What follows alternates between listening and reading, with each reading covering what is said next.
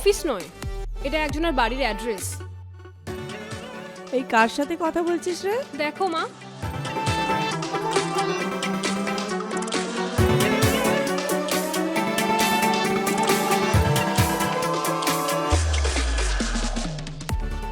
চলো।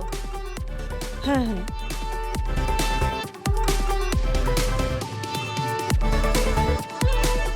দেখছি কি করে, দেখো যেন কোনোদিন মেয়েই দেখেনি।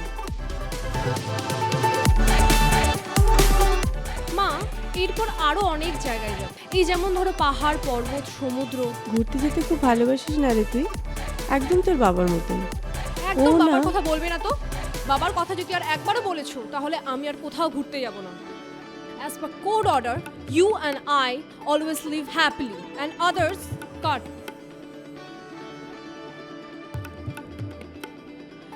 আপনি আমাদের পেছন ছাড়ুন তো, আমরা দুজন বেরোচ্ছি এখন, আপনাকে চাকরি দিতে পারবো না। চলো।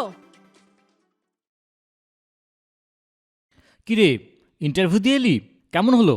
ধুর ইন্টারভিউ, ওসব ফালতু। ওটা কোনো অফিসই না, ওটা একটা লোকের বাড়ি, মানে একজনের বাড়ি। বাড়ি? তুই তো কাগজ দেখে সব কিছু ঠিক করলি, ফোনও করতে দেখলাম। এখন নট রিচেবল বলছে। যে বাড়িতে গেলি তারা কি বললো? তারা, আচ্ছা বাবা, তোমার ওই বাড়িটার কথা মনে আছে? কোন বাড়ি? ওই যে সেই বাড়ি। ওই বাড়ির কথা তোমার মুখে যেন না শুনি। ওই বাড়ির মালিক একজন ভদ্রমহিলা ও তার মেয়ে। তোমার ওই বাড়ির প্রতি লোভ কেন? তুমি এর চেয়ে 1.5 গুণ বেশি ভালো বাড়িতে থাকো। ইন্টারভিউ দিয়ে এলে চাকরি বাকরির চেষ্টা করছো, নিজেকে প্রতিষ্ঠিত করতে চেষ্টা করো।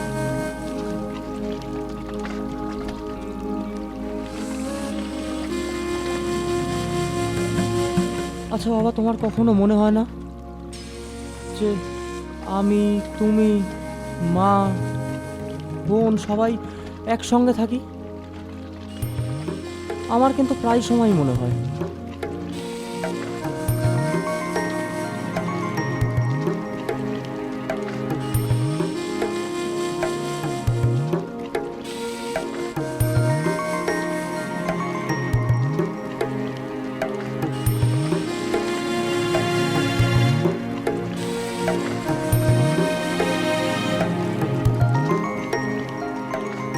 একটা ইন্টারভিউ নষ্ট হয়েছে তো কি হয়েছে, আবার খোঁজ নিশ্চয়ই পেয়ে যাবে। আরে রোববারের কাগজে একটা কলমই থাকে চাকরি বাকরির জন্য, ভালো করে দেখ, আবার নিশ্চয়ই পেয়ে যাবি। চল চল চল, মন খারাপ করে বসে থেকে লাভ নেই, চল।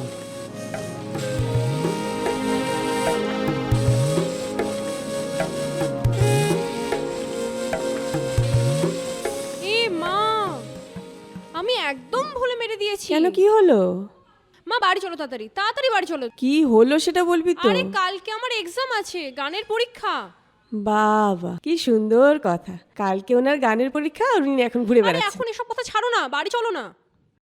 আচ্ছা ঠিক আছে, তুই যা, চাবিটা নিয়ে যা, আর আমি একটু আসছি। কেন, তুমি কোথায় যাচ্ছো? আমি ওষুধটা কিনে নিয়ে আসছি, তুই যা। তাড়াতাড়ি এসো। শুরুবাতটা তোর দাদুই করেছে বুঝলি, কারণ তোর দাদুও ডাক্তার, আমিও ডাক্তার। তোর দাদুর সমস্ত পেশেন্টগুলো আমার কাছে চলে আসছিল, কারণ আমার ভিজিটটা একটু কম। তারপর থেকে তোর দাদুর ইগো, আর তোর মাও তোর দাদুর সাকরেদ, আর তোর মার বয়স আর আমার বয়স। সে একটা নোংরামি চরম শিখরে পৌঁছে গিয়েছিল। সে আর বলতে সে এক যাচ্ছে তাই ব্যাপার। বাবা, তুমি যার কথা বলছো সে কিন্তু আমার মা। মা না ছাই, মায়ের কোনো কর্তব্য করেছে? বাবা,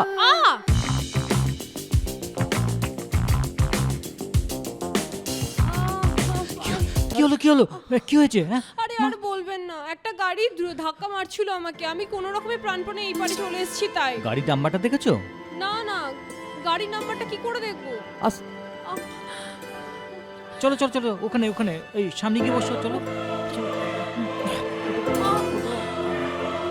চলো চলো, আস্তে আস্তে, হ্যাঁ, বসো, আস্তে আস্তে।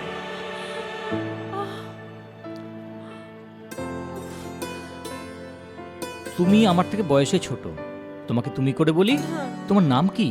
শম্পা সাহা। বাবার নাম কি? বাবা নেই। মারা গেছে? না না, ওনার সাথে আমরা থাকি না। মায়ের নাম কি? এ কি শম্পা, তোর কি হয়েছে? ও তুই এখানে বসে কেন?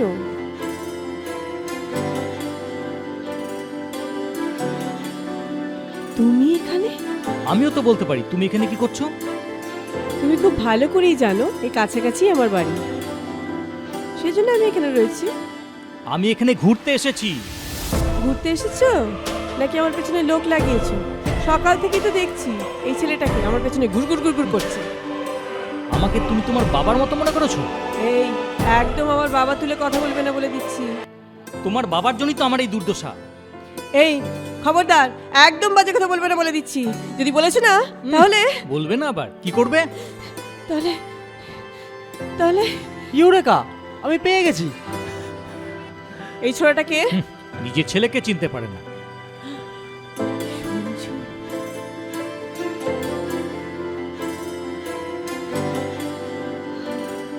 তাহলে ভালোই হলো, রাস্তায় দাঁড়িয়ে ঝগড়া না করে বাড়িতে গিয়ে ঝগড়া করো। হ্যাঁ সঞ্জু, ঠিক বলেছি। চল, আজ তোর বাবার একদিন কি আমাদের চলো। একদিন। কি গো, তোমরা আমাকে ফেলে কোথায় চলে যাচ্ছ? দেখ, তোর বাবা নিজের মেয়েকেই ফেলে যাচ্ছে।